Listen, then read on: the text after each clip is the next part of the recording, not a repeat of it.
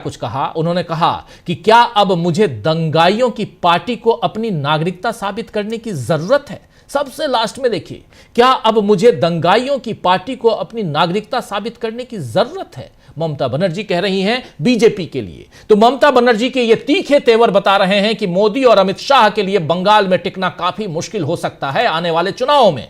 वैसे भी ममता बनर्जी अपनी जिद की कितनी पक्की हैं, ये देश ने सिंगूर में उनकी भूख हड़ताल के वक्त देश ने देखा था, देख ही लिया था। सिंगूर आपको पता होगा। बहरहाल एसआईआर का मुद्दा बीजेपी के लिए मुश्किलें बढ़ाता जा रहा है। चुनाव आयोग भी जिस तरह तारीखों में बदलाव कर रहा है, उससे बीजेपी ही सही साबित हो रहा, बीजेपी के सामने विपक्ष ही सही साबित हो रहा है। आप याद कीजिए कि पहले 12 राज्यों में 4 दिसंबर तक ही फॉर्म भरने की आखिरी तारीख थी। फिर कम समय होने की शिकायतें बढ़ी और बीएलओज पर बोझ बढ़ा, दबाव बढ़ा, तो यह तारीख 11 तारीख तक कर दी गई, यानी आज तक कर दी गई। आज 11 दिसंबर है और आज आखिरी तारीख थी। और आज फिर चुनाव आयोग ने 6 राज्यों के लिए नई तारीखें बताई हैं।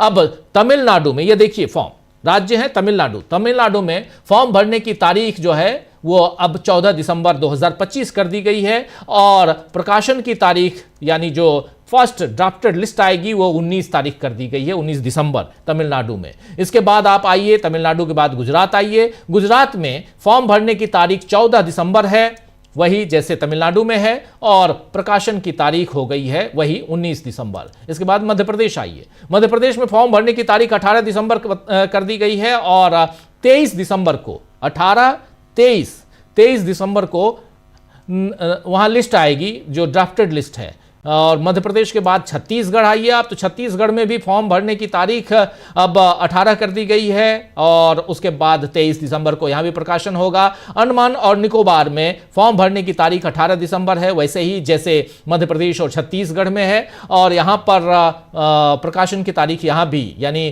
ड्राफ्टेड लिस्ट की तारीख जो मतदाता सूची है उसकी तारीख 23 है, 23 दिसंबर 2025। और उत्तर प्रदेश में सबसे ज्यादा बढ़ाया गया है। उत्तर प्रदेश में फॉर्म भरने की तारीख 26 दिसंबर कर दी गई है। कहां 14, कहां 18, लेकिन उत्तर प्रदेश में 26 दिसंबर।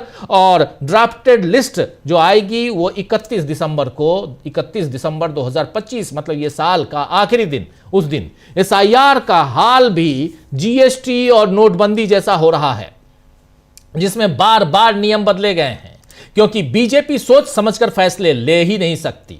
आपने अभी देख लिया कैसे संचार साथी ऐप के साथ हुआ। बहुत सारे ऐसे फैसले हैं जिसमें बार बार उसे बैकफुट पे जाना पड़ता है बीजेपी को। वैसे संसद में अब भी बीजेपी खुद को सही बता रही है, हालांकि इससे विपक्ष के सवाल खत्म नहीं हो रहे हैं। आज भी संसद में चर्चा हुई। कल अमित शाह ने राहुल गांधी के सारे सवालों के गोलमोल जवाब दिए और आज इस पर नगीना से सांसद चंद्रशेखर ने बड़ा हमला बोला है और कि बीजेपी दूसरे तरीके से गरीबों, दलितों, पिछड़ों, आदिवासियों और अल्पसंख्यकों के वोट काटना चाहती है। सुनिए जरा चंद्रशेखर को। देखिए, प्राइम मिनिस्टर उनके बयान की तारीफ नहीं करेंगे तो मेरे बयान की तारीफ थोड़ा ही करेंगे। भाई, अपनी पार्टी के लीडर की बयान की तारीफ कौन नहीं करेगा। और जब वो बयान जिस तरह के आक्रोश में तमाम सवालों को ढकने के लिए था, वो भी हम लोगों ने देखा किस तरह जब सवाल खड़े हुए। जितना पैसा खर्च हो रहा है इलेक्शन में, इतना खर्च होने के बाद तो गरीब का बेटा तो आगे बढ़ ही नहीं सकता है। और हमने बहुत सारे रिफॉर्म की बात की। कल मुझे पहली बार तकलीफ है कि जब मैंने बाबा साहब अम्बेडकर का नाम लिया तो मुझे पार्लियामेंट में बोलने से रोक दिया। मैं उनके एक कोट को दोहराना चाहता था, जो ये था कि बाबा साहब अम्बेडकर की 4-4 बच्चों को कुर्बानी से वोटिंग राइट मिला है।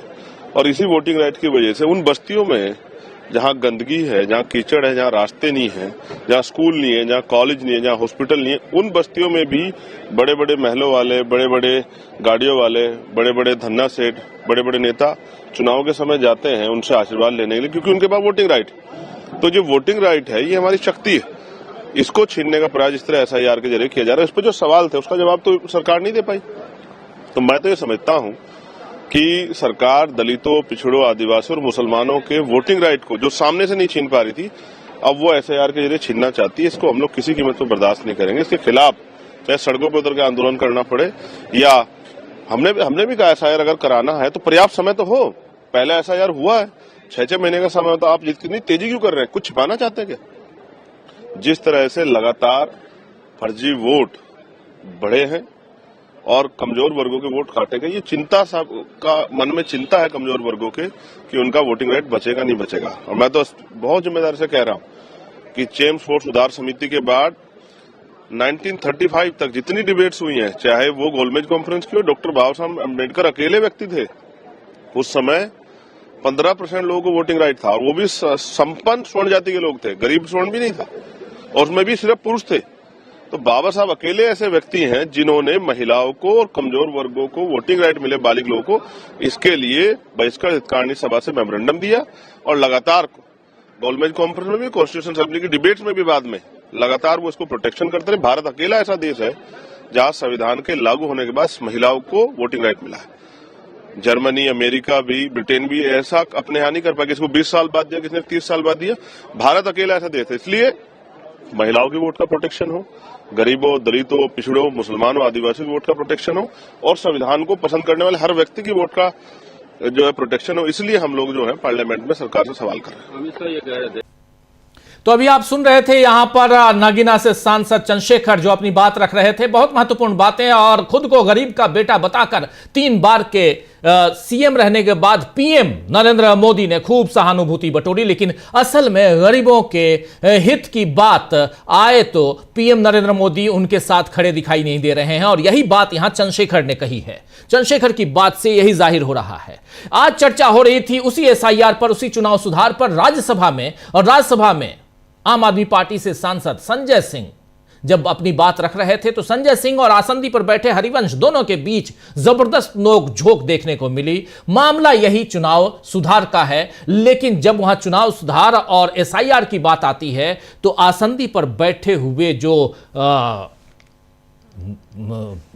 वहां अधिकारी हैं, चाहे वो सभापति हो, उपसभापति हो, चाहे यहां लोकसभा में लोकसभा के अध्यक्ष हों, वो क्यों तिलमिला जाते हैं, वो क्यों रोकने लगते हैं। एक नमूना देखिए, एक उदाहरण देखिए जरा, संजय सिंह को सुनिए।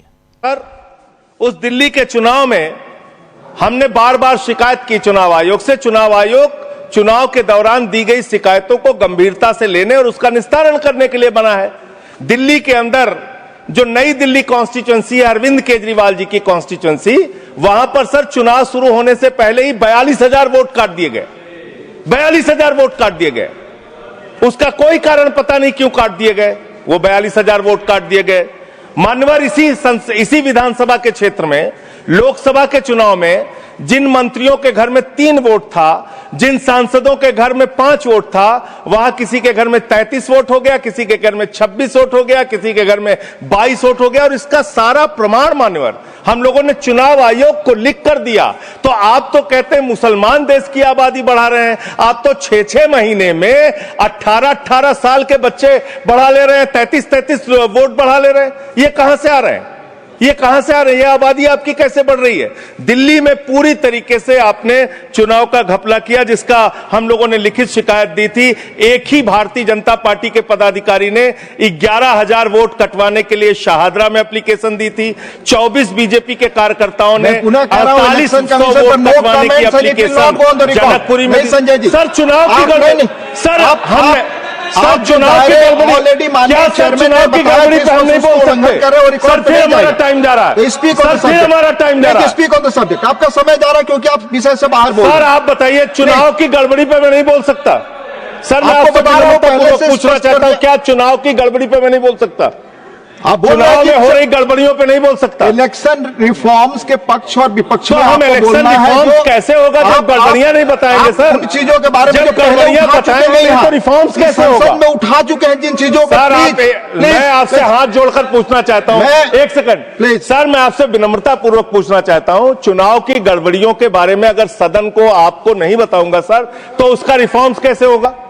तो दिल्ली में अगर एक गड़बड़ी हुई है, जरूर आप बोले, ये आपका अधिकार है, पर स्पेसिफिक जो उदाहरण दे रहे हैं उसके बारे में पहले आप उठा चुके हो, अमान्य हो चुकी है चीजें। प्लीज नहीं सर, नहीं सर, नहीं सर, सर आपका समय जा रहा है, please come on the subject. Delhi के अंदर बड़े पैमाने पर वोट काटे गए और चुनाव में खुलेआम गड़बड़ियां की गई। अब बात करते हैं। तो सुन रहे थे आप, यहां पर दिल्ली की बात हो या उसके बाद इन्होंने बिहार की भी बात रखी, लेकिन बोलने नहीं दिया गया। जब चुनाव सुधार की बात हो रही है तो चुनाव में हुई गड़बड़ियों के बारे में उसको इंगित अगर ना किया जाए, उसके बारे में बात ना बताई जाए, तो फिर आखिर सुधार की बात क्या कर सकते हैं। और यही बात यहां संजय सिंह कह रहे थे। तो आप देख लीजिए कि कैसे विपक्ष को दबाने की कोशिश होती है। आप सदन के अंदर रहें या सदन के बाहर रहें, और खासकर जब चुनाव में आप रहें, तो चुनाव में जिस लेवल प्लेइंग फील्ड की बात होती है, क्या वो लेवल प्लेइंग फील्ड मिल पाता है? उस ढंग के मैदान तैयार होते हैं, समतल मैदान, जहां पे दोनों पक्ष बराबरी से मुकाबला कर पाए। 10,000 रुपए प्रत्येक महिलाओं को बिहार में पहले से दे दिया जाता है। जिनको नहीं मिला उनको यह आश्वासन दिया जाता है कि वोट दे दो, उसको बाद में हम आपको 10,000 रुपए आपके अकाउंट में डलवा देंगे। जब वोट खरीदना ही है, जब इलेक्ट्रॉनिक वोटिंग में मशीन में कुछ गड़बड़ियां पैदा करके उसमें गड़बड़ियां करना ही है, जब वोटर लिस्ट में से उन लोगों के नाम हटाने ही हैं जिन लोगों के नाम जो आपको वोट नहीं करते हैं, ऐसी तमाम तरह की काउंटिंग के समय कुछ और गड़बड़ियां करनी है, ऐसी सारी चीजों को अगर आप लेके आएंगे तो चुनाव तो आप ही जीतेंगे। और उसके बाद जब चुनाव सुधार की बात होगी, वहां पे आप बोलने नहीं देंगे, तो फिर क्या देश किस दिशा में जा रहा है? एक बड़ा सवाल है। लेकिन इन सवालों के बीच राहुल गांधी के नए दांव में कैसे फंसी है बीजेपी, यह चर्चा जरूरी है। इसलिए कि डूबते को तिनके का सहारा कहते हैं ना, यह तिनके का सहारा क्या है, इस चर्चा में अभी हम निकाल के लाते हैं कि तिनके का सहारा क्या है। राहुल गांधी की बात हम यहां क्यों कर रहे हैं? कल के उस बाइट को हमने राहुल गांधी और अमित शाह की बाइट को आपको क्यों दिखाया, ये भी समझेंगे। हमारे साथ कुछ वरिष्ठ साथी जुड़े हुए हैं, वरिष्ठ साथियों से आपकी मुलाकात करवाता हूं, फिर आगे बढ़ते हैं। देखिए, इस वक्त 5 वरिष्ठ साथी हमारे साथ जुड़े हुए हैं। हमारे साथ हैं अमलेंदु उपाध्याय जी, प्रशांत टंडन जी, शकील अख्तर जी, प्रफुल्ल कोलख्यान जी और धनंजय जी। आप पांचों का स्वागत इस्तकबाल है। स्वागत इस्तकबाल अब तमाम दोस्त साथी शुभचिंतक आप सबका, जो अब तक जुड़ चुके हैं उनका भी, जो जुड़ने वाले हैं उनका भी।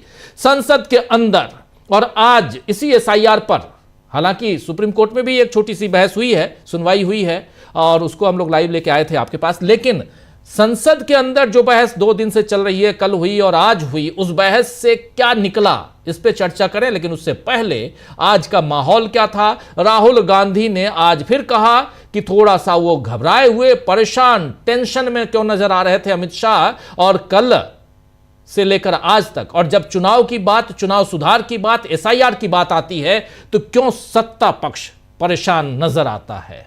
जल्दी से चलते हैं शकील जी आपके पास, क्या कुछ हुआ आज दिन भर, जरा बताइए, और फिर आगे बढ़ेंगे, विश्लेषण करेंगे फिर उस पर। राजीव जी, सबसे पहले आज जो है वंदे मातरम पर डिबेट खत्म हो गई। राज्यसभा में आज नड्डा ने अपना जवाबी भाषण दिया, लेकिन सबसे मजेदार बात यह रही कि नड्डा जी जो हैं वो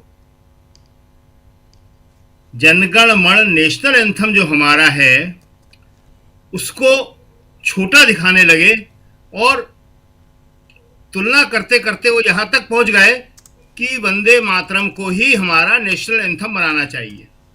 मतलब सरकार इस दिशा में जाती हुई दिख रही है कि वो भारत का जो नेशनल एंथम है, जो राष्ट्रीय गान है जनगण मन, उसको बदलने की तैयारी कर रही है। कांग्रेस ने सख्त विरोध किया और कहा कि दोनों का समान महत्व है, लेकिन नड्डा जी यही कहते रहे कि नहीं, नेशनल एंथम बड़ा है और जो नेशनल सॉन्ग है, राष्ट्रीय गीत है वंदे मातरम, वो छोटा है। दोनों में तुलना, लगातार तुलना। दोनों महान गीत है राजीव जी, और दोनों कांग्रेस के चुने हुए हैं। उनमें कैसे तुलना हो सकती है? क्या एक साथ 2 बड़े गीत नहीं हो सकते? दोनों का आजादी के आंदोलन में योगदान था। और आपका गीत कौन सा है जो कितने लोगों को याद है? एक सर्वे करा लीजिए तो मालूम पड़ जाएगा कि आपका जो गीत है वो कितने लोग जानते हैं। तो ये हम इसीलिए बता रहे थे कि वंदे मातरम पे आज समाप्त हो गई, और वंदे मातरम पर सरकार SIR से पहले इसीलिए चर्चा लेके आई थी कि इससे SIR दब जाएगा, चुनाव सुधार दब जाएगा, और वंदे मातरम पर कांग्रेस जो है मुश्किल में पड़ जाएगी। लेकिन हुआ उल्टा। इतने तथ्य आए, इतने सबूत आए, इतने दस्तावेज आए, और लोगों ने इतना पढ़ा कि सब एक स्वर में इस बात को कह रहे हैं कि वंदे मातरम पर सरकार के पास कुछ नहीं था। वंदे मातरम पर विपक्ष या कांग्रेस ने वो तथ्य प्रस्तुत किए जिनका कोई जवाब सरकार नहीं दे पाई। दूसरी बात बड़ी इंपॉर्टेंट, जो चुनाव सुधार पे बात हो रही है और राज्यसभा में आज से ये डिबेट शुरू हो गई, वहां अजय माकन ने इसकी शुरुआत करी राज्यसभा में। और आपने जो भी बात करी एक अपने शुरुआती वक्तव्य में, लेवल प्लेइंग फील्ड, बहुत अच्छी बात है, और माकन ने भी यहीं से शुरू किया। उन्होंने कहा कि लेवल प्लेइंग फील्ड आप नहीं दोगे, आप लोकतंत्र को खत्म कर दोगे। देश को सब कुछ चाहिए मगर सबसे पहले लोकतंत्र चाहिए, और लोकतंत्र को लेवल प्लेइंग फील्ड चाहिए। उन्होंने एक उदाहरण दिया बड़ा मजेदार, सुनने लायक है। 2004 में बीजेपी के पास, बीजेपी के फंड में पैसा था 150 करोड़ रुपए, कांग्रेस के पास था 221 करोड़ रुपए। सत्ता पक्ष और विपक्ष में कि 60-40 का रेशियो होता है करीब करीब, ये था, ठीक था।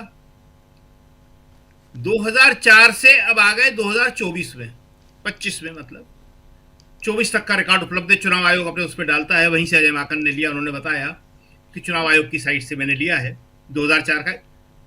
लेवल प्लेइंग फील्ड 2024 में क्या हुआ, बीजेपी के अकाउंट में है 10,160 करोड़ रुपया, 10,160 करोड़, और कांग्रेस के 133 करोड़। चल मैं कोषाध्यक्ष भी हूं कांग्रेस का, यहां तो मैं राज्यसभा का सदस्य हूं, तो एज ए कांग्रेस का कोषाध्यक्ष मैंने बात करी कॉरपोरेट से, जो उन्हें भी चंदा देते हैं, हमें भी देते थे। उन्होंने कहा साहब अगर हम उन्हें 90% देते हैं तो आपको हम 10 भी नहीं दे सकते, अगर हम 10 भी दे दें तो ईडी और आईटी आ जाती है। माकन ने कहा कैसे लेवल प्लेइंग फील्ड होगी, ये पूरे के पूरे आंकड़े हैं जो उन्होंने बताए हैं, ऑन रिकॉर्ड है, राज्यसभा की कार्रवाई में है, लिए जा सकते हैं, आप कहेंगे तो हम और भी सारे बता देंगे। तो ये हाल है। उन्होंने कहा कि उद्योगपतियों ने मुझसे कहा कि 5% भी देना आपको मुश्किल है, हम चाहते हैं कि भारत में लोकतंत्र रहे, विपक्ष मजबूत हो, लेकिन जैसे ही उन्हें खबर होती है ईडी आईडी आ जाती है। एक और बड़ी खास बात जो अभी आपने बताया कि एसआईआर की तारीखें बढ़ गई हैं, यूपी में भी बढ़ गई है, दूसरे राज्यों में भी बढ़ गई है। आज कांग्रेस के उत्तर प्रदेश अध्यक्ष ने एक बड़ा जबरदस्त बयान दिया, अजय राय ने जी। उन्होंने कहा है और कि एसआईआर चुनाव आयोग की प्रक्रिया है और उसकी समीक्षा मुख्यमंत्री कर रहे हैं। क्यों, कैसे? उन्होंने कहा कि सीएम अपनी काशी यात्रा पर एसआईआर की चुनाव प्रक्रिया की समीक्षा कर रहे हैं, आजमगढ़, जौनपुर, वाराणसी में कैसे कर रहे हैं। और हम आपको एक मजेदार बात बताएं, आज जब राज्यसभा में शुरू हुई चुनाव सुधार पे बहस, तो चेयरमैन सभापति ने बड़े शब्दों में कहा शुरुआत में, बहस शुरू होने से पहले कि आप लोग कीजिए कि चुनाव एक स्वायत्त संवैधानिक संस्था है, संविधान के अनुच्छेद 324 के अंतर्गत, इसलिए आप लोग बोलते समय यह ख्याल रखें कि कोई ऐसी बात न हो, वो इन सबों से परे है, एक स्वायत्त संस्था है, ऑटोनोमस बॉडी है, और उस ऑटोनोमस बॉडी का काम की समीक्षा मुख्यमंत्री योगी कर रहे हैं। अजय राय ने, उत्तर प्रदेश के प्रदेश कांग्रेस अध्यक्ष ने बहुत बड़ा सवाल उठाया है कि ये लोकतंत्र की हत्या जैसा है, किस तरह से उनको समीक्षा का अधिकार मिला है, और उनकी समीक्षा का मतलब है कि वोटों की हेरा फेरी की शुरुआत ये हो गई जी। तो ये सारा आज आपको दोनों सदनों का ये है। और जो एक सबसे इम्पोर्टेंट बात है बिहार में, चूंकि सबसे बड़ा सभी कह रहे हैं इस बात को, पूरा विपक्ष कह रहा है इस बात को कि ये जो वंदे मातरम आप लाए हैं बिहार के चुनाव को लेके आए हैं, बिहार के चुनाव के कारण लेके आए हैं, बस सॉरी बंगाल के चुनाव के कारण लेके आए हैं। आपके दिमाग में बंगाल का चुनाव है, और कल अमित शाह ने बोल भी दिया कि हम बंगाल का चुनाव भी जीतेंगे, जैसे हरियाणा का बोला था, जैसे बिहार का बोला था। कैसे जीतेंगे? कहले हम वो भी जीतेंगे।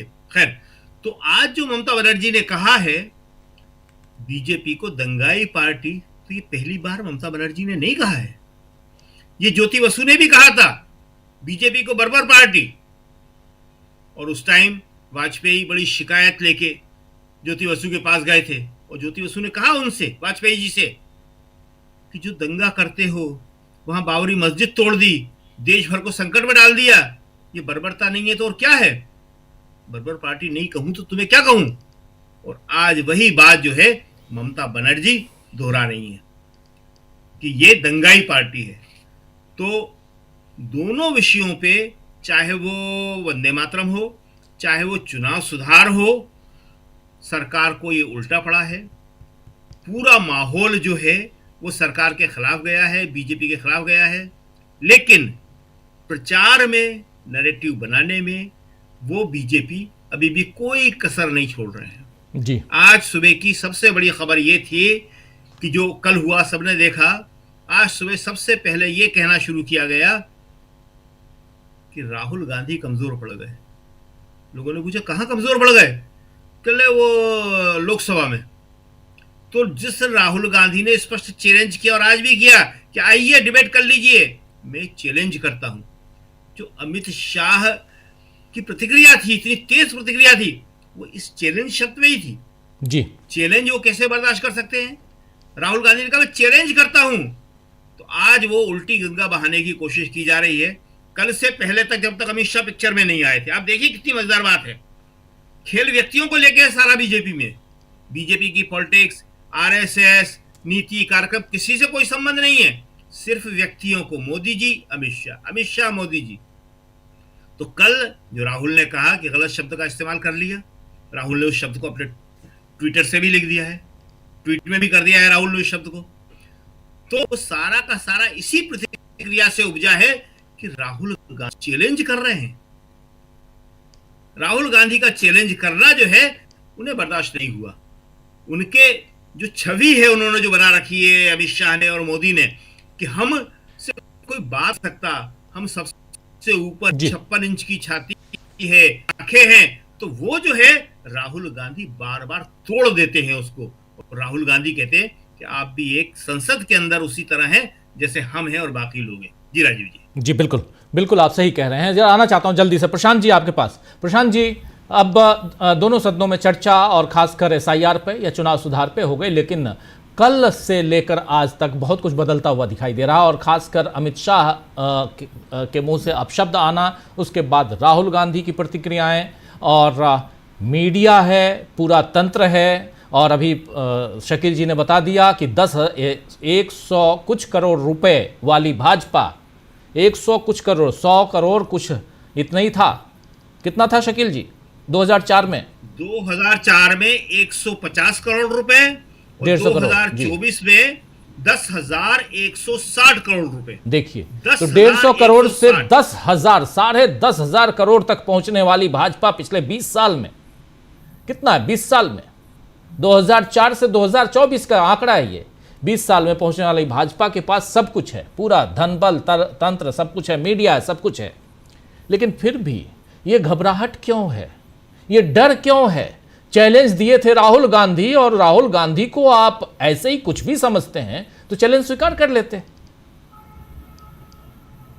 प्रशांत जी, देखिए परेशानी किस बात की है, ये राहुल गांधी ने एक एक चीज करके बीजेपी की जो आर्मरी है, जो उनके पास हथियार है, वो उनसे छीन लिए हैं। चुनाव आयोग उनके पास आखिरी हथियार बचा है, गोदी मीडिया और चुनाव आयोग। गोदी मीडिया का इलाज जो है वो धीमे धीमे डिजिटल मीडिया के एक्सपेंशन के साथ हो रहा है। चुनाव आयोग से हिसाब किताब राहुल गांधी कर रहे हैं, और इनको मालूम है, मैं बीजेपी की बात नहीं कर रहा, मैं मान के चलता हूं कि बीजेपी अब एक पॉलिटिकल पार्टी के तौर पे नहीं काम कर रही है। अब मोदी और अमित शाह हैं, यही बीजेपी है, यही आरएसएस, यही सरकार है, तीसरा इसमें कोई है नहीं। बाकी सब मुखौटे हैं। वाजपेयी जी ने एक बार कहा था मुखौटों की बात, ये बाकी सब मुखौटे हैं। तो मैं इस पे आऊंगा, लेकिन जरा एक बार इस पे बात करते हैं कि जो राष्ट्रगान पे और राष्ट्रगीत पे जो कंट्रोवर्सी है, देखिए ये सारी कंट्रोवर्सीज जो हैं वो जब 20वीं शताब्दी में सेकेंड वर्ल्ड वॉर हुआ और तमाम देश आज़ाद हो रहे थे कॉलोनी से, ब्रिटिश कॉलोनी से, वर्ल्ड वॉर टू के बाद नया मैप बन रहा था दुनिया का, उस वक़्त सब सेटल हो गया था। झंडा कैसा होगा, नाम क्या होगा, राष्ट्रगान राष्ट्रगीत क्या होगा, ये सब तय हो चुका था। और आप देखिए केवल और केवल भारत में जो लोकतांत्रिक देश है, ये सब बातें अब डिस्कस हो रही हैं। कभी सुना आपने कि जर्मनी ये डिस्कस कर रहा हो, फ्रांस डिस्कस कर रहा हो, इंग्लैंड डिस्कस कर रहा हो, अमेरिका डिस्कस कर रहा हो कि जॉर्ज वॉशिंगटन का रोल क्या था, अब्राहम लिंकन का रोल क्या था? कोई डिस्कस नहीं कर रहा है। ये केवल यही लोग डिस्कस कर रहे हैं। और अगर बांग्ला अस्मिता को प्रभावित करने के लिए कर रहे हैं तो वो उल्टा गिर गए। एक ही शब्द पे जो पकड़ लिए गए, बंकिम दा। और मैं याद दिला दूं आपको, 2021 का जो चुनाव हो रहा था वेस्ट बंगाल में और आखिरी फेज का चुनाव था और ईश्वर चंद्र विद्यासागर की मूर्ति खंडित हो गई थी अमित शाह के रोड शो के दौरान जी। और उस फेज में बीजेपी साफ हो गई थी, बुरी तरीके से बीजेपी साफ हो गई थी। तो ये अगर आप, ये बहुत ही स्लिपरी स्लोप है, यहां पे अगर आपसे जरा भी चूक हुई तो ममता बनर्जी से आप लड़ने जा रहे हैं बंगाली अस्मिता को लेकर, वो वहीं की पार्टी है, आप गुजराती लोग हैं, तो बड़ा मुश्किल आएगा। इसमें एक भी गलती होगी आप ममता बनर्जी को जो है वो थाली में रख के उनको मुद्दा दे देंगे। और ये उन्होंने मोदी जी ने दे दिया, जैसे अमित शाह के रोड शो के दौरान ईश्वर चंद्र विद्यासागर की मूर्ति खंडित होने के बाद हुआ था, वही हो जाएगा। अब जरा राहुल गांधी की बात करते हैं। देखिए राहुल गांधी की पॉलिटिक्स बहुत गंभीर पॉलिटिक्स है। दो एस्पेक्ट अभी के ताजा के बताता हूं। कल राहुल गांधी की एक बैठक हुई है प्रधानमंत्री नरेंद्र मोदी और गृह मंत्री अमित शाह के साथ जी। चीफ इंफॉर्मेशन कमिश्नर के अपॉइंटमेंट को लेकर। कमरे में 3 लोग हैं, सबसे ताकतवर 2 लोग सरकार पार्टी में, मोदी और अमित शाह, और तीसरे राहुल गांधी विपक्ष से। तमाम केसेस है राहुल गांधी के ऊपर, कांग्रेस पार्टी के ऊपर, कुछ भी कर सकते थे डील। क्या हो, चीफ इंफॉर्मेशन कमिश्नर कोई हो जाता इन्हीं लोगों का अपॉइंटी, और जो फाइनली होगा भी तो क्या होता। लेकिन राहुल गांधी की पॉलिटिक्स को समझना पड़ेगा कि राहुल गांधी ने उस पर मंजूरी नहीं दी और साथ में एक विरोध पत्र दिया है, डिसेंटिंग नोट। वो डिसेंटिंग नोट क्या है? डिसेंटिंग नोट ये कि जो कैंडिडेट आए थे मोदी और अमित शाह की तरफ से, सरकार की तरफ से, उस कैंडिडेट में एक भी दलित, एक भी आदिवासी, एक भी मुसलमान, एक भी ओबीसी कैंडिडेट नहीं था। इस बात को राहुल गांधी ने दर्ज किया है और लिख के दिया है। ये फाइल में चला गया हमेशा के लिए। कल वो फाइल बाहर लीक होगी तो एक अखबार की खबरें बनेंगी। लेकिन ये बड़ा कदम है जो राहुल गांधी ने लिया। हिम्मत चाहिए और कन्विक्शन चाहिए पॉलिटिक्स का, और एक्सपोज कर दिया इसको। मुझे लगता नहीं कि कांग्रेस पार्टी को इस पे बोलना चाहिए था कि उन्होंने एक्सपोज कर दिया मोदी अमित शाह को वहीं उसी बंद कमरे में कि आप जो कैंडिडेट की लिस्ट लेकर आए उसमें एक भी आदिवासी, दलित, ओबीसी, मुसलमान, माइनॉरिटी नहीं है, यानी सब हिंदू अपर कास्ट हैं। यही तो मनुवाद है। अब दूसरा मामला राहुल गांधी का कि जो एसआईआर या चुनाव आयोग पे वो निशाना साध रहे हैं। देखिए, भविष्य के राजनेता जब ये सब मामले सामने आएंगे, अभी तो बहुत सारी चीजें ढकी हुई हैं, जब ये मामले सामने आएंगे कि किस तरीके से देश में चुनाव हुए इस दौरान, तो लोगों की आंखें खुल जाएंगी। विश्वास नहीं होगा ऐसे ऐसे किस्से सामने आएंगे। यही लोग जो रिटायर हुए बोलना शुरू करेंगे, जरा एक बार डर खत्म होगा तो बोलना शुरू करेंगे। तब लोगों को समझ में आएगा कि राहुल गांधी इलेक्शन कमीशन पे क्यों लगातार हमलावर थे। एकदम 100% कॉम्प्रोमाइज हो गया है। अमित शाह जो कह रहे हैं वो उस बात में दम है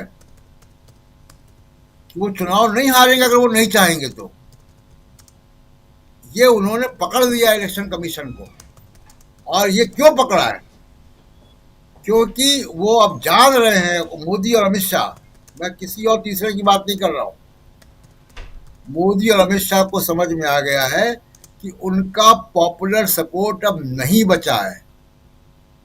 हिंदू मुसलमान की पॉलिटिक्स अब कमजोर पड़ गई है।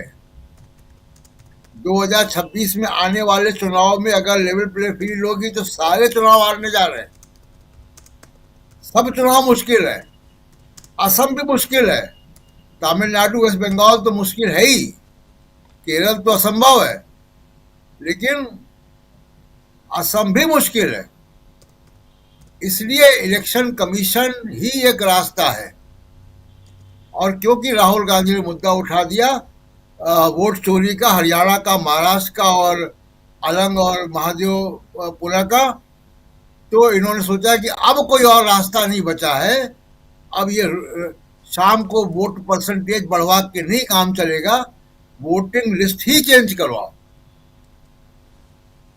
ये काम हो रहा है कि बगैर नई वोटिंग लिस्ट के चुनाव नहीं कराएंगे। ये इस बात को विपक्ष की सब पार्टियों को समझना चाहिए कि जो राहुल गांधी कर रहे हैं वो बेसिकली ये आखिरी दुर्ग है। इसको अगर विपक्ष ने गिरा दिया जी, तो जो पॉलिटिक्स है मुद्दों की उस पे वो खत्म हो चुके हैं। $90 पे, डॉलर 90 पर है, बेरोजगारी है जी, 90 के ऊपर, बेरोजगारी है, कर्जे हैं, नौकरियां नहीं हैं, काम धंधे नहीं हैं। और इस बीच में आपका हिंदू मुसलमान का नैरेटिव भी नहीं चल रहा है। तो ये आखिरी दुर्ग है चुनाव आयोग, उसी के बल पे है ये दोनों लोग। जी राजीव जी।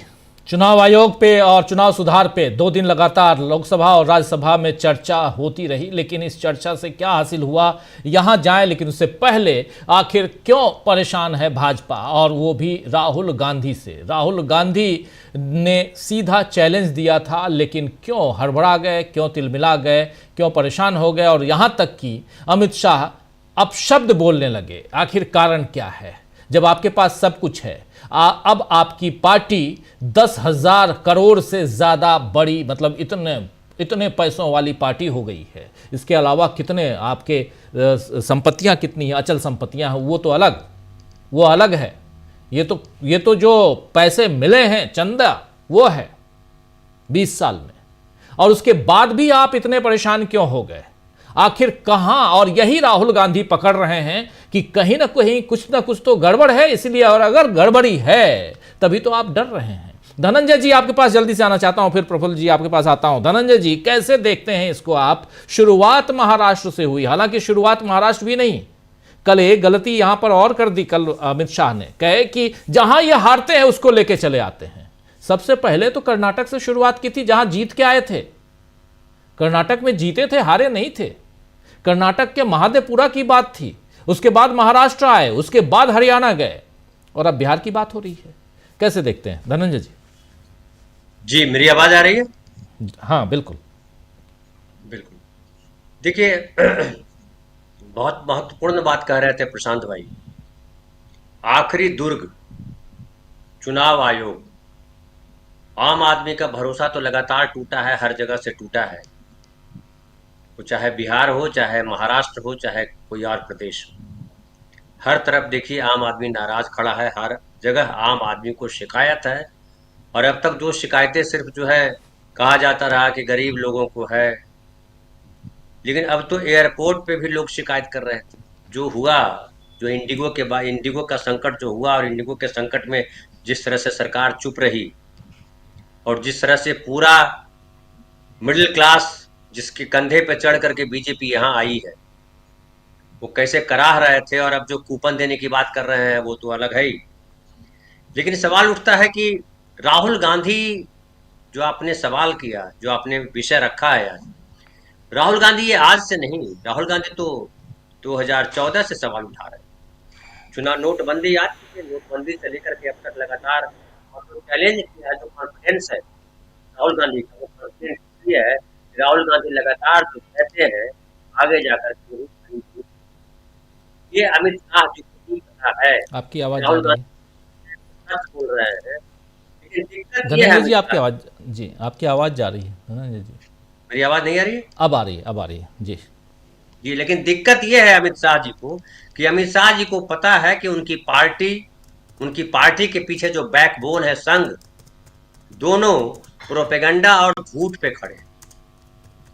वो हर जगह विवाद खड़ा करना चाहते हैं, वो हर जगह भेदभाव खड़ा करना चाहते हैं, लेकिन ये भेदभाव और ये विवाद आम आदमी तक इस तौर पे पहुंच रहा है कि आम आदमी को लग रहा है कि हमारी चीजों पर चर्चा नहीं कर रहे हैं। ये केवल और केवल इनकी मंशा जो है वो कैसे नेहरू पे सवाल उठाया जाए, कैसे सोनिया गांधी पे सवाल उठाया जाए, कैसे राहुल गांधी पे सवाल उठाया जाए।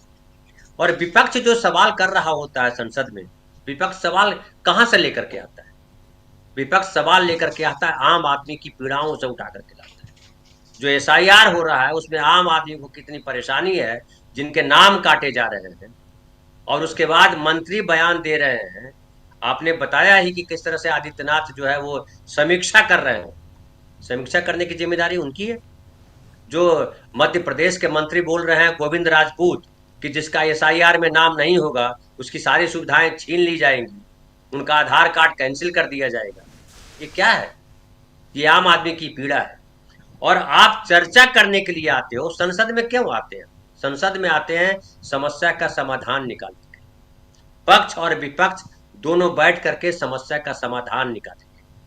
लेकिन बीजेपी की मंशा समस्या का समाधान निकालना नहीं, बीजेपी की मंशा है समस्या और एक खड़ी कर देना, जो आज नड्डा ने किया। एक तरह से देखिए कि आप आए थे वंदे मातरम पे चर्चा करने, और आपने कहा कि ये जो नेशनल एंथम है उसको बैठ करके चर्चा नहीं की गई, उसको आपने उठाया। राजेंद्र प्रसाद ने कहा कि नेशनल एंथम होगा और नेशनल एंथम बना दिया, कोई डिबेट नहीं किया।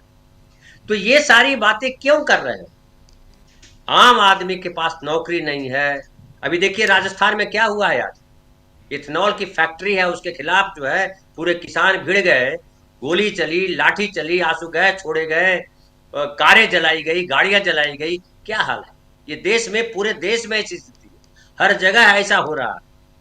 लेकिन सरकार उन मुद्दों को एड्रेस इसलिए नहीं कर पा रही है कि उसको पता है कि जब उस मुद्दों को एड्रेस करेंगे तो फंसेंगे। वंदे मातरम वाले प्रसंग पे फंसे, सारा सच सामने आ गया।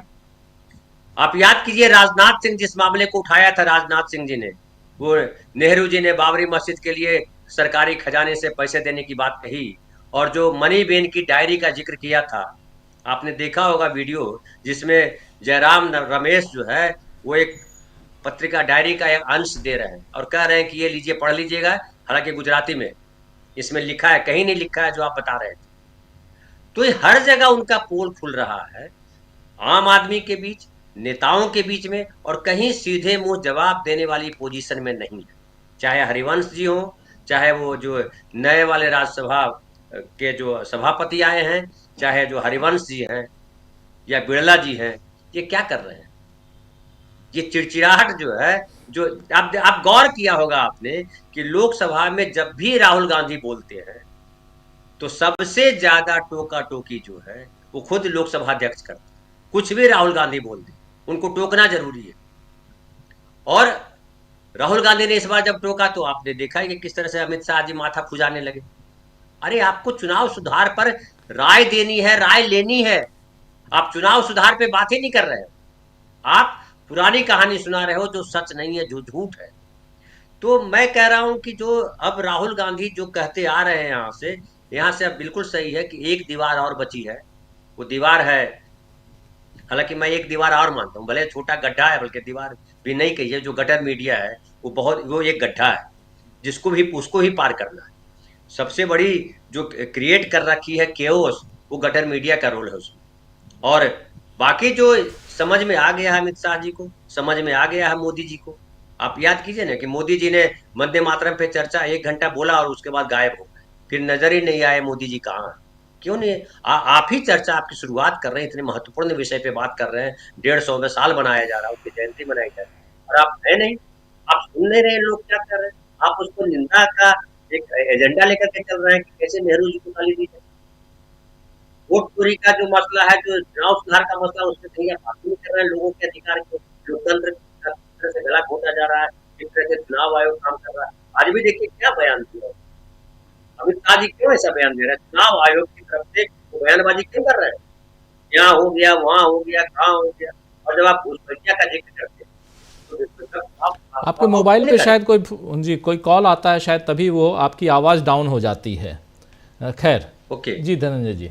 जी, तो मैं कह रहा था, मैं समझ गया, वो व्हाट्सएप वाला वो खुला रहता है इसलिए वैसा। जी जी। तो मैं कह रहा था, बिल्कुल आप सही कह रहे हैं, मैं कह रहा था कि आखिरी बात कि अब जो है इनको समझ में आ गया है कि भाई अब बहुत लंबा चलने वाला नहीं, ये झूठ की जो दुकान हमारी है वो बंद होने वाली है। और राहुल गांधी का कॉन्फिडेंस लेवल देखिए कि राहुल गांधी हर जगह सवाल उठा रहे हैं।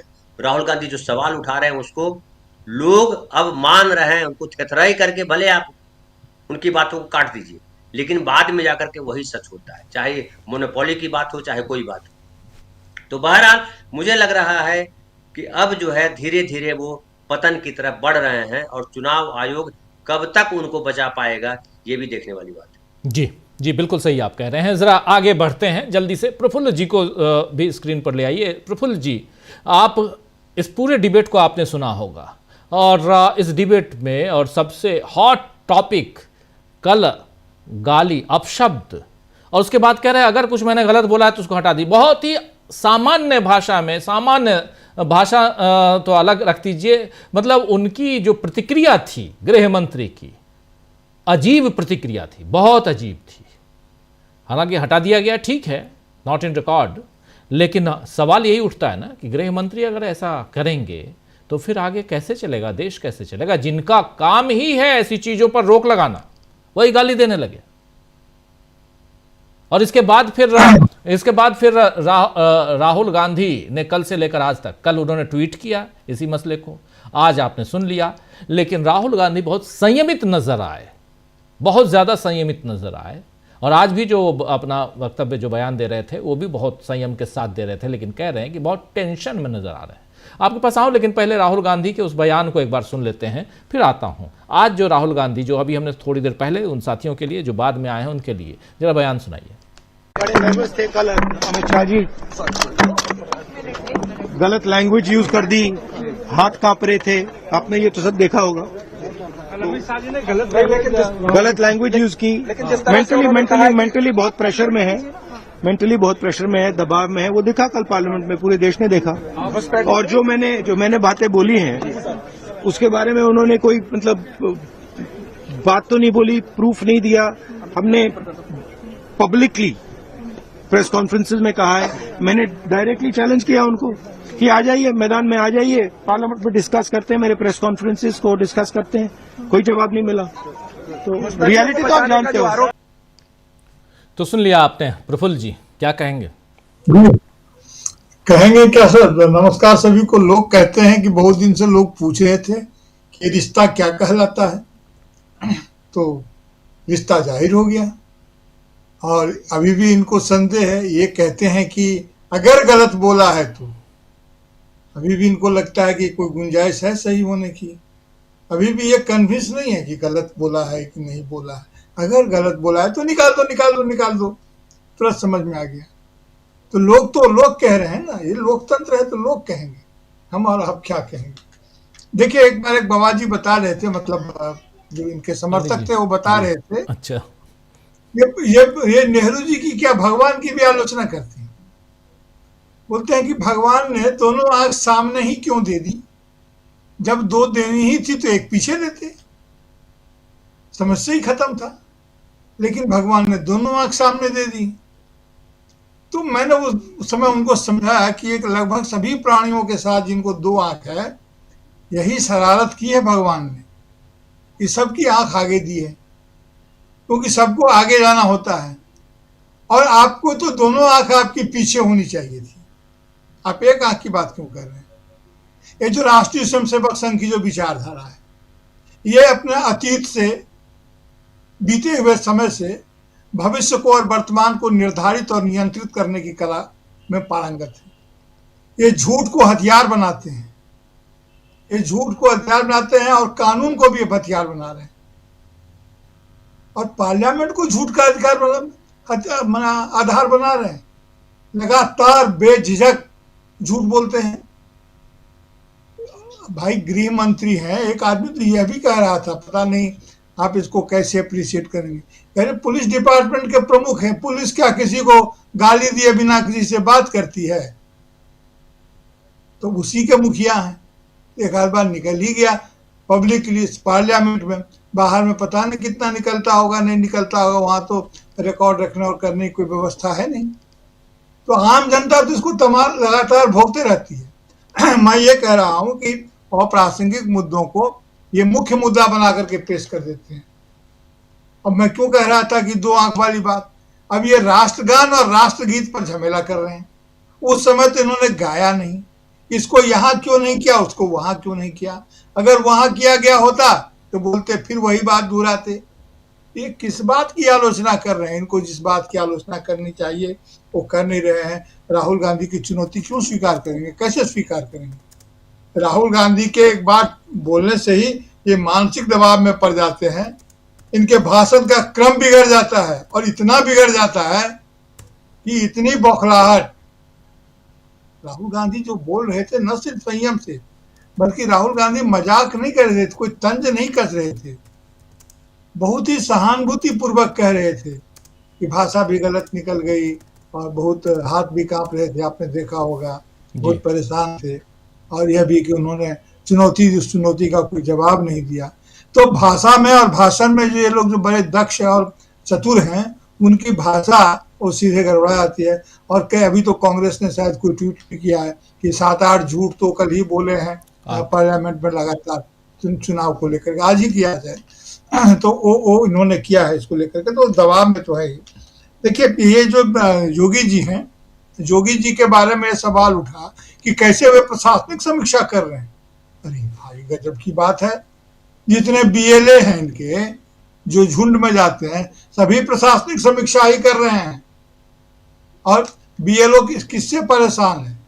अगर बीएलओ पर दबाव पड़ता है तो क्या प्रशासन का दबाव पड़ता है?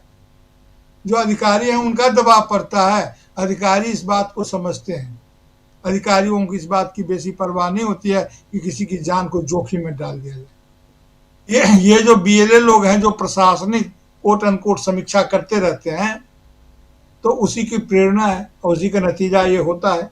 तो ये बात तो बिल्कुल सही है। एक बात और ये कहता हूँ कि बहुत प्रशांत सर ने बहुत अच्छी बातें कही। एक बात ये कहता हूँ कि देखिए विडंबना देखिए इतिहास की, कि संजय सिंह भी समाजवादी पृष्ठभूमि के हैं और हरिवंश नारायण सिंह, मैं पहले हरिवंश जी ही कहता था, व्यक्तिगत बात भी होती थी तो लोग कहते थे, हरिवंश नारायण सिंह अब कहना पड़ रहा है। दोनों एक ही पृष्ठभूमि से, दोनों सिंह जी हैं, बिहार से आते हैं, इस बात को नहीं भूल सकते हैं। दोनों ही सिंह जी हैं, दोनों ही समाजवादी पृष्ठभूमि से आते हैं। ये बोलते हैं, उनको रोकते हैं राज्यसभा में कि आप चुनाव सुधार पर बात कीजिए। बात तो एसआईआर पर होनी थी, चुनाव सुधार उसका अंग है एसआईआर, ये बात सही है, लेकिन समस्या तो एसआईआर से शुरू हुई थी। आखिर चुनाव सुधार पर बात करने की नौबत क्यों आई, कारण क्या था? उस कारण को जब संजय सिंह बोलते हैं तो बोलते हैं नहीं ये मामला दब चुका है, खत्म हो चुका है। आप पीठासीन अधिकारी हैं, आप तय कर रहे हैं, आप बता रहे हैं कि कौन मामला खत्म हो गया और कौन मामला जिंदा है। अगर मामला खत्म हो गया तो सुप्रीम कोर्ट में क्या हो रहा है? ये पीठासीन अधिकारी की भाषा है। लेकिन नहीं, जो सब कुछ ऐसा लग रहा है एकाधिकार सत्तावाद जब जा रहा है तो जो चीख और पुकार होती है वो चीख पुकार मची हुई है। अब इसमें क्या कहा जाए, राहुल गांधी से घबराएंगे नहीं तो क्या करेंगे। और जिस प्रकार से देखिए, कभी कभी ऑप्टिक्स भरे काम कर, जिस प्रकार से माथा ऐसे ऐसे कर रहे थे, वो बहुत ही मतलब बॉडी लैंग्वेज में पता नहीं स्कूल पढ़ने वाले लोग कैसे पढ़ेंगे, वो कोई बहुत अच्छे संकेत नहीं है। और हमारा देश के सामने में सबसे बड़ी एक चुनौती यह भी है कि एक खतरनाक समय में हमारी सरकार इतनी लुंज पुंज हो रही है, जबकि वैश्विक परिस्थिति भी बहुत अनुकूल नहीं है। ये पूरे भारत के लिए चिंता की बात है। झूठ और से लिपटी हुई सरकार एक खतरनाक समय में अस्थिर हो रही है। जी थोड़ी देर पहले ट्वीट आया है, नरेंद्र मोदी और डोनाल्ड ट्रंप की मुलाकात हुई है। अमलेंदु जी, बात हुई है, मुलाकात नहीं, बात हुई है। वैश्विक परिस्थिति की बात कर रहे हैं प्रफुल्ल जी, वैश्विक परिस्थिति किधर है? और डोनाल्ड ट्रंप का जिक्र आते ही क्यों नरेंद्र मोदी थोड़ा सा दबे हुए, झुके हुए नजर आते हैं? ये इस पे तो चर्चा हम करते रहे हैं, लेकिन अभी आप अपनी बात रख सकते हैं। लेकिन उसके अलावा जो सदन में हुआ और उसमें अमित शाह बॉडी लैंग्वेज की बात हो रही है, चाहे अमित शाह की बॉडी लैंग्वेज की बात हो, चाहे राहुल गांधी, कौन आगे कौन पीछे? राजीव जी, एक तो देखिए आगे पीछे का मसला तो ये है कि चूंकि लौह पुरुष हैं अमित शाह जी, और बीच में उनका एक पोस्टर बड़ा चर्चा में रहा था, मेरा से आप लौह पुरुष बना दिए। जी जादू से बनाया उनके लोग चाणक्य बोलते हैं, अब आप लौह पुरुष भी बनाइए। हाँ, वो चाणक्य की छोटी चीज है असल में राजीव जी, तो लौह पुरुष हैं। क्योंकि उनका एक पोस्टर हुआ था, मेरा जीवन ही मेरा संदेश है। हालांकि वो गांधी जी का शायद कथन है, वहां से चोरी किया गया होगा, तो बहरहाल वो लिया गया कि मेरा जीवन ही मेरा संदेश है। तो अमित शाह जी का जीवन ही अमित शाह जी का संदेश है। तो जीवन भाई आपका जो है वो अपने जीवन को साथ रखिए। संसद में जीवन काहे लेकर चले आते हैं? तो संसद में अमित शाह जी अपना जीवन लेकर चले आए। लेकिन राजीव जी, जो लौह पुरुष हुआ करते थे भारतीय जनता पार्टी के पीएम इन वेटिंग रहे लालकृष्ण आडवाणी जी, उन्होंने एक बार डॉक्टर मनमोहन सिंह के लिए नाकारा या नालायक शब्द का इस्तेमाल कर दिया, और उसके बाद फिर बाकायदा हाथ जोड़कर माफी जो थी वो आडवाणी जी ने मांगी थी। तो ये राजीव जी माफी मांगने का था, मतलब थोड़े से संस्कार थे, संघ से नहीं आए थे सीधे सीधे। आडवाणी जी पहले पाकिस्तान में रहे, फिर वहां से चले आए यहाँ, तो बाद में संघ के संस्कार सीखे होंगे उन्होंने। लेकिन अमित शाह जी ने सीधे सीधे संघ से संस्कार लिए हैं। तो ये संघ के संस्कार जो है वो, ये भाई आपका जीवन आपका संदेश है, तो आपने अगर संघ से कोई संस्कार लिए तो उन्हें भाई घर पे रखो, संघ की शाखा में रखो, संसद में उन संस्कारों को लेकर क्यों चले आते हो? बहरहाल राजीव जी ये उन्होंने किया। लेकिन ये जिस तरीके से राजीव जी अब ये मुद्दे को बनाना चाहते हैं, तो सब वंदे मातरम को जिस तरीके से पहले मुद्दा बनाने की कोशिश की, और इसके जरिए राजीव जी मैंने पहले भी कहा था कि ये वहां जाकर बंगाल के चुनाव में ये बंकिम बाबू वर्सेस गुरुदेव रविन्द्रनाथ टैगोर कराना चाहते हैं। डिवाइडर इन चीफ जो हैं ये वहां जाकर वही करना चाहते हैं। तो इनकी जो है कुल मिलाकर रीति नीति है। लेकिन यहाँ राजीव जी, एक तो मोदी जी को थोड़ा सा इतिहास से सबक सीखना चाहिए। हालांकि इस समय दुनिया के सबसे बड़े इतिहासकार नरेंद्र मोदी ही हैं, और उसके बाद अमित शाह जी हैं। चूंकि आजकल इतिहास यही लिख रहे हैं दो लोग, तो ये बड़े इतिहासकार हैं दोनों। लेकिन फिर भी जो है छोटी मोटी चीजें जो होती हैं इतिहास से सबक सीखना चाहिए। राजीव जी, जब बांग्लादेश नहीं बना था और पूर्वी पाकिस्तान हुआ करता था, तो पहले तो वहां उर्दू जो थी वो राजभाषा घोषित की गई, और उसके बाद फिर जब पाकिस्तान की सरकार ने रविंद्र संगीत पर प्रतिबंध लगाया, और उसके बाद एक जबरदस्त आंदोलन था वो पूर्वी पाकिस्तान में शुरू हो गया, और उसका नतीजा ये निकला कि बांग्लादेश का उदय हुआ, पाकिस्तान बट गया। तो मोदी जी, अगर आप इस आग से खेलना चाहते हैं कि आप बंकिम बाबू को बरक्स खड़ा करके गुरुदेव रविन्द्रनाथ टैगोर का अपमान करेंगे, तो इतिहास से सबक ले लीजिए। आपकी पार्टी वहां टुकड़े टुकड़े हो जाएगी। हालांकि आप तो हैं टुकड़े टुकड़े गैंग के लोग, हो जाएगी, कोई अंतर नहीं, लेकिन वहां भी टुकड़े टुकड़े हो जाएंगे। तो इस जगह आग से थोड़ा कम खेला कीजिए। दूसरी बात यह कि क्या नरेंद्र मोदी जी ने आज तक कोई आंदोलन किया कि भाई आरएसएस की शाखा में वंदे मातरम क्यों नहीं गाया जाता? मोदी जी करते एक आंदोलन कि भाई वंदे मातरम जो है वो आरएसएस की शाखा में गाया जाए, इसका मुख्य राष्ट्रीय गीत बनाया जाए। नहीं किया मोदी जी ने कोई भी आंदोलन। बहरहाल ये उनके अपने मसले हैं कि वो कर सकते हैं क्या नहीं कर सकते हैं। लेकिन राजीव जी, जो चुनाव सुधार पर चर्चा स्वीकार कर ली गई, और उसके साथ साथ वंदे मातरम की बात भी की गई, साहब इस पर भी चर्चा होगी, तो पहले वंदे मातरम पर चर्चा हो जाए। अब बताइए, शुरुआत की मोदी जी ने वंदे मातरम पर चर्चा की, और राजीव जी देखिए संसद में ही बताया कि जब वंदे मातरम के 100 साल हुए तो देश में आपातकाल लग गया। और राजीव जी दुर्भाग्य देखिए कि जब 150 साल तो मोदी जी संसद से गायब हो गए चर्चा में से। कितना दुर्भाग्य है वंदे मातरम के साथ। मतलब प्रधानमंत्री को संसद में रहना चाहिए था, सुनना चाहिए था, तो सुना ही नहीं प्रधानमंत्री ने जब 150 साल पूरे हो रहे थे वंदे मातरम के। तो यह उनका अपना किया।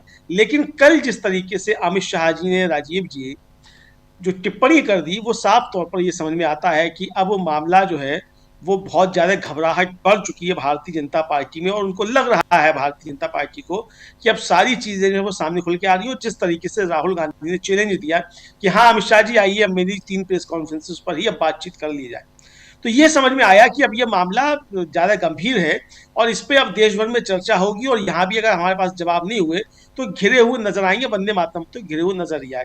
तो कुल मिला के राजीव जी कल अमित शाह जी ने अपनी जिन संस्कारों का परिचय दिया और उसके बाद माफी भी नहीं मांगी, ये कहा कि अगर कुछ गलत लगता हो तो आप काट दीजिए। यानी अगर ओम बिरला साहब को भी गलत ना लगे और संघ के संस्कार हावी हो जाए तो मत काटिए जी।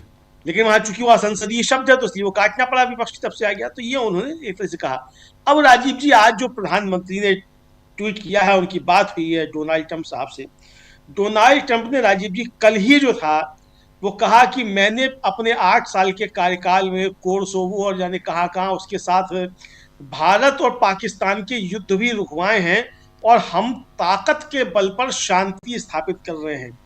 ये राजीव जी स्पष्ट तौर पे कहा डोनाल्ड ट्रंप ने, और शायद ये 66वीं या 67वीं बार होगा। जयराम रमेश रोज गिनते हैं कितनी बार कहा तो वो सही तरीके से बता पाएंगे, लेकिन 66वीं या 67वीं बार होगा जो ट्रंप ने कहा। इस बार उसने साफ तौर पे कहा कि हमने ताकत के बल पर शांति कायम की है और भारत और पाकिस्तान के बीच हमने युद्ध रुकवाया, ये साफ तौर पर ट्रंप ने कहा। और मोदी जी ने ट्रंप साहब को आज तुरंत सच साबित किया कि हाँ साहब आपने ही ताकत के दम पे शांति कराई, और मोदी जी ने ट्रंप साहब को फोन पे बातचीत की और यह बताया कि हम आगे बातचीत में बढ़ते रहेंगे।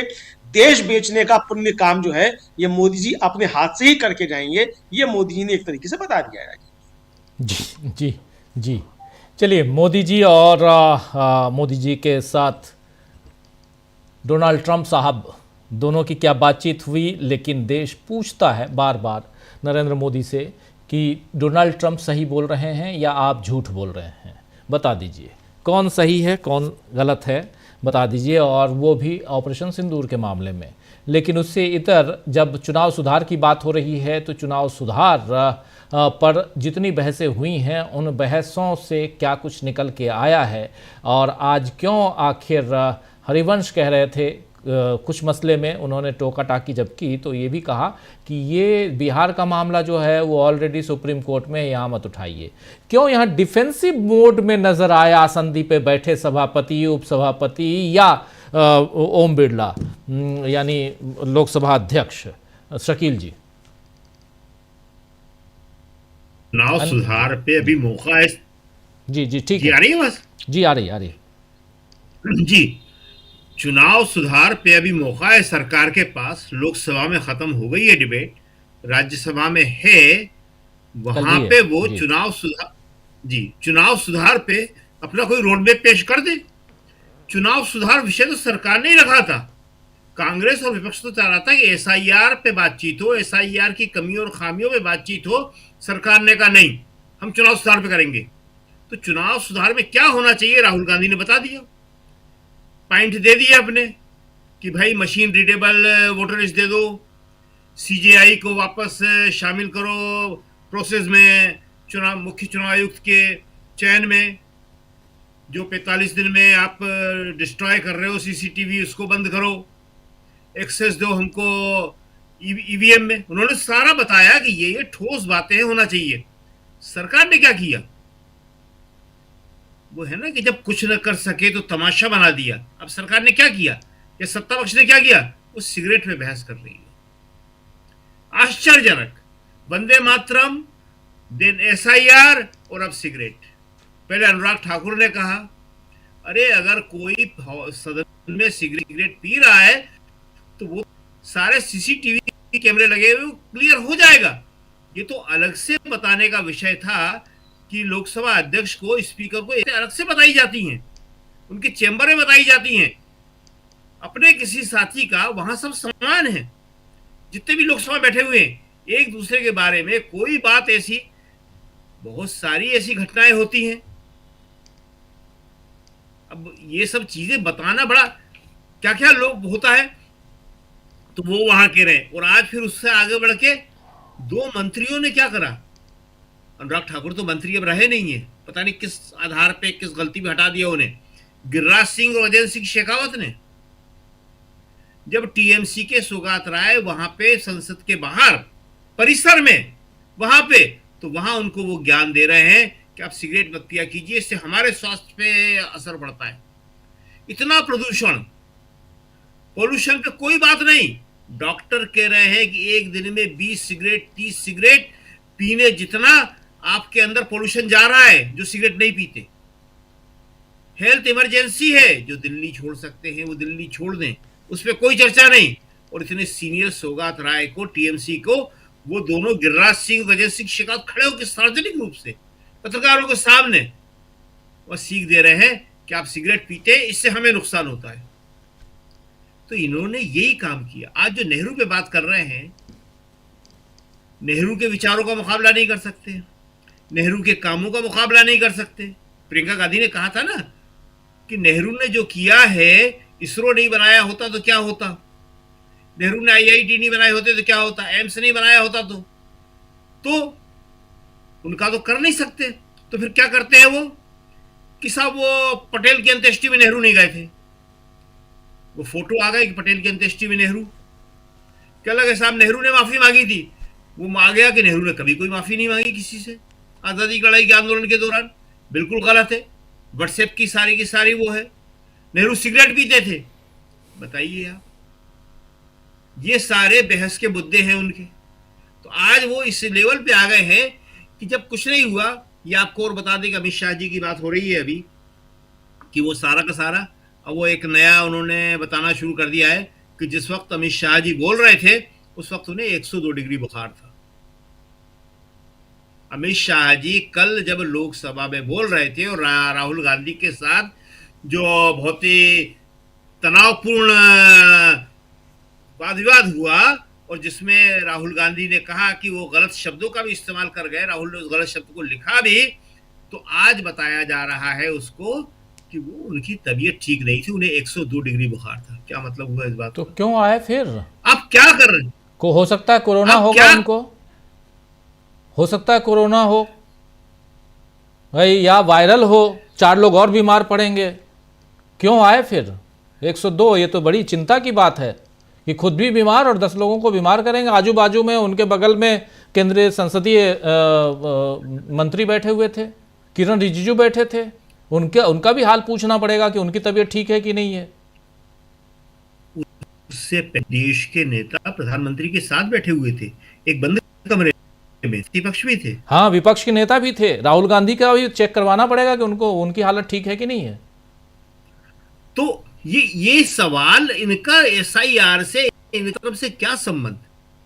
आप वैचारिक बात नहीं कर सकते, आप बात भी नहीं कर सकते, कार्यक्रमों की बात भी नहीं कर